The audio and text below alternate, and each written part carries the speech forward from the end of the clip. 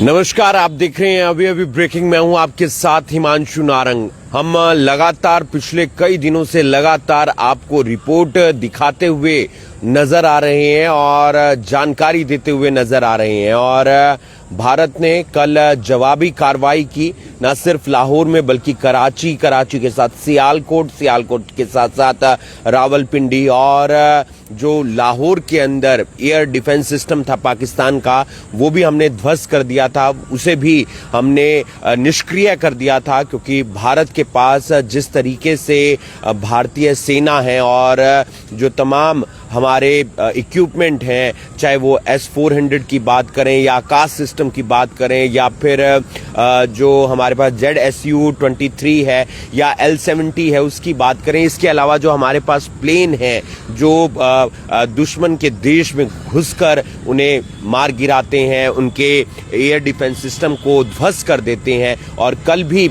ऐसी जानकारी रात के समय आई कि नौसेना ने भी जिस तरीके से जवाबी कार्रवाई की, और न सिर्फ कराची बल्कि उसके आसपास के इलाके हैं, चाहे वो रावलपिंडी का इलाका हो या सियालकोट का इलाका हो या लाहौर का इलाका हो, वहां पर उन हमलों का जवाब दिया जो पाकिस्तान लगातार अपनी नापाक, कायराना और घटिया हरकत करता हुआ नजर आ रहा है।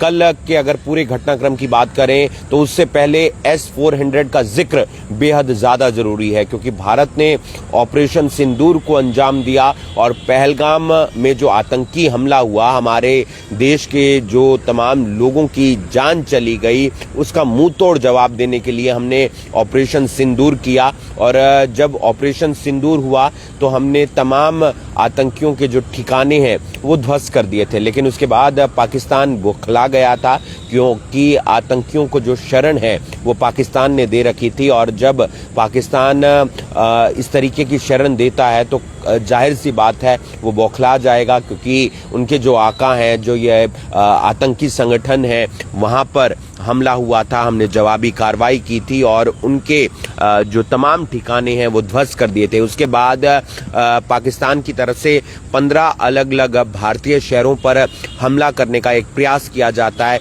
हमला बोला जाता है। लेकिन भारत का जो एयर डिफेंस सिस्टम है वो बेहद ही शानदार है, बेहद ही ताकतवर है, और जिसका नाम है S-400, जिसे सुदर्शन चक्र कहा जाता है। और ये हमने रूस से खरीदा था, 2018 में डील हुई थी। S-400 5 की डील हुई थी, 3 भारत को मिल चुके हैं। लेकिन यूक्रेन और रूस का युद्ध शुरू हो गया था, उसके बाद 2 जो एयर डिफेंस सिस्टम है S-400 वो मिलने में थोड़ी सी देरी हो रही है और 2026 तक वो भी आ जाएंगे। और ये उस समय की सबसे बड़ी रक्षा डील में से एक थी, जो तकरीबन $5.4 बिलियन में हुई थी। और भारत को जो S-400 जिसे हम सुदर्शन चक्र कहते हैं वो मिल गया था। और ये एक खास और बेहतरीन और ताकतवर एयर डिफेंस सिस्टम है। ये एयर डिफेंस सिस्टम काम कैसे करता है इसके बारे में भी हम आपको बताते हैं।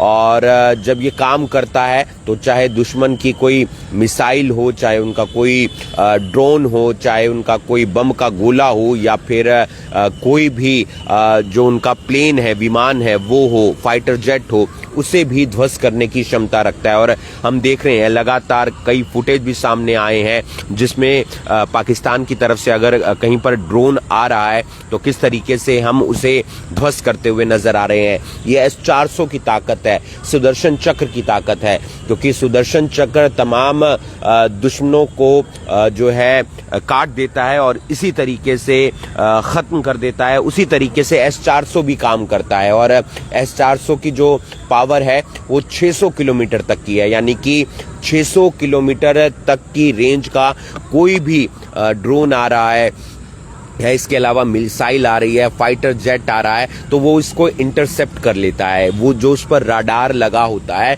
वो उसको इंटरसेप्ट कर लेता है। और जब वो इंटरसेप्ट हो जाता है तो उसके बाद उसी S-400 की तरफ से यहाँ पर मिसाइल दागी जाती है या जो एयर गन होती है वो चलती है। और कोई भी अगर मिसाइल आ रही है, कोई भी ड्रोन आ रहा है, कोई भी फाइटर जेट आ रहा है तो उसको टारगेट किया जाता है। और वो जो टारगेट है वो बिल्कुल सेट बैठता है और वो पूरी तरह से ध्वस्त हो जाता है। दो चीजें इसमें खास हैं कि एक तो 600 किलोमीटर तक की जो वहां पर रेंज रहती है वो देखने की रेंज रहती है। साथ ही साथ अगर 600 किलोमीटर के अंदर कोई भी मिसाइल है, ड्रोन है या फिर इसके अलावा फाइटर जेट है, उसको इंटरसेप्ट करने के बाद 400 किलोमीटर तक की जो क्षमता है वो S-400 की रहती है। यानी कि 400 किलोमीटर तक का जो फायर है गोली का, मिसाइल का, वो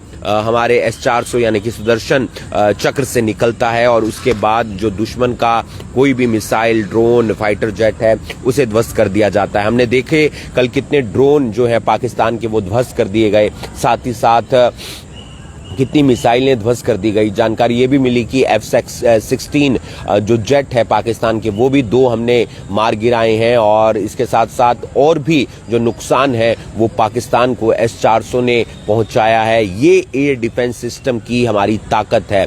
ये एयर डिफेंस सिस्टम S-400 रूस से हमने खरीदा था, तो रूस के पास तो है ही है, इसके अलावा भारत के पास है, इसके अलावा चीन के पास है, इसके अलावा तुर्की के पास है और ये विश्व के अंदर सबसे ताकतवर और बेहतरीन एयर डिफेंस सिस्टम में से एक माना जाता है। और किस तरीके से ये अटैक करता है वो हमने आपको बताया और इसमें बाकायदा एक कंट्रोल रूम होता है जिसमें कोई जो तमाम ऑफिसर्स हैं, सेना के जवान हैं, वो बैठे होते हैं और वो टारगेट सेट कर देते हैं कि यहाँ से ड्रोन आ रहा है और जब बटन दबाया जाता है तो भारत की तरफ से वो मिसाइल निकलती हैं, वो एयर गन निकलती हैं और वो उसको पूरी तरह से ध्वस्त कर देती हैं। एक जानकारी और कि इस एक साथ 80 जो है मिसाइल या ड्रोन या फिर फाइटर जेट या कोई और ऐसा हथियार जो आ रहा है निशाना करने के लिए, वो एकदम इंटरसेप्ट करता है। एक साथ 80 जो है इंटरसेप्ट करने की जो क्षमता है वो S-400 के अंदर होती है और एक साथ 32 जो है टारगेट सेट कर सकता है S-400। यानी कि अगर 32 मिसाइल आ रही हैं तो उन्हें ध्वस्त कर सकता है। यानी कि 32 मिसाइल, ड्रोन, फाइटर जेट एक वक्त के अंदर पूरी तरह से खत्म हो सकते हैं, पूरी तरह से नष्ट हो सकते हैं। 80 को इंटरसेप्ट कर सकता है, तकरीबन 80 हथियारों को, यानी कि जो मिसाइल आ रही है, ड्रोन आ रही है, कि किस किस लोकेशन पर आ रही है और उनकी जो रेंज है वो 600 किलोमीटर तक की रेंज को इंटरसेप्ट कर लेता है और जो निशाना लगता है वो 400 किलोमीटर तक का निशाना लग सकता है। 40 से 400 किलोमीटर तक का निशाना जो है S-400 लगा सकता है। इसके साथ साथ एक साथ 32 निशाने लगा सकता है और किस रेंज के अंदर कौन सी वाली जो मिसाइल है वो S-400 से चलती है टारगेट को ध्वस्त करने के लिए, ये जानना बेहद ज्यादा जरूरी है और ये हम आपको बताते हैं। S-400 की जो मुख्य विशेषताएं हैं वो ये हैं कि इस सिस्टम में 4 प्रकार की मिसाइलों का उपयोग किया जाता है और जो अलग अलग दूरी और टारगेट्स के लिए डिजाइन की गई हैं। पहली जो मिसाइल है वो 40 N6E है जो कि 400 किलोमीटर की रेंज के लिए इस्तेमाल की जाती है। उच्च ऊंचाई वाले टारगेट होते हैं जैसे कि बड़े बड़े विमान होते हैं या AWACS होते हैं जो कि अगर आ रहे हैं हमला करने के लिए तो उन्हें टारगेट करने के लिए 40 N6E मिसाइल का इस्तेमाल किया जाता है और इसकी जो रेंज रहती है वो 400 किलोमीटर की रेंज रहती है। दूसरी जो मिसाइल है वो है 48 N6E3। ये 250 किलोमीटर रेंज तक टारगेट को सेट कर सकती है। जैसे कि फाइटर जेट्स हैं, क्रूज जो मिसाइल्स होती हैं उनको ये पूरी तरह से जो है ध्वस्त करने के लिए इस्तेमाल किया जाता है। इसके अलावा 9M96E2 ये 120 किलोमीटर तक की जो रेंज है उसके लिए इस्तेमाल की जाती है मिसाइल, तेजी से मूव करने वाले टारगेट जैसे कि फाइटर जेट्स। और इसके अलावा चौथी जो मिसाइल है वो इस्तेमाल की जाती है 9M96E जो कि 40 किलोमीटर की रेंज तक के लिए इस्तेमाल की जाती है। कम दूरी के जो खतरे होते हैं जैसे कि ड्रोन वगैरह उसको ध्वस्त करने के लिए इस मिसाइल का इस्तेमाल किया जाता है। तो ये भारत की ताकत है और इस वक्त सभी को एकजुट रहने की ज़रूरत है ताकि पाकिस्तान को मुंह तोड़ जवाब दिया जा सके जो लगातार कायराना हरकतें अपना रहा है। प्रशासन की बातों पर ध्यान दीजिए, जब ब्लैकआउट कहा जाए तो ब्लैकआउट कर दीजिएगा। सायरन बजता है तो सुरक्षित स्थानों पर रहिएगा। कई जगह सायरन आज सुबह बजा है चंडीगढ़ और उसके आसपास के इलाकों में, लेकिन भारत को एकजुट रहने की जरूरत है और किसी भी अफवाह पर ध्यान देने की जरूरत नहीं है।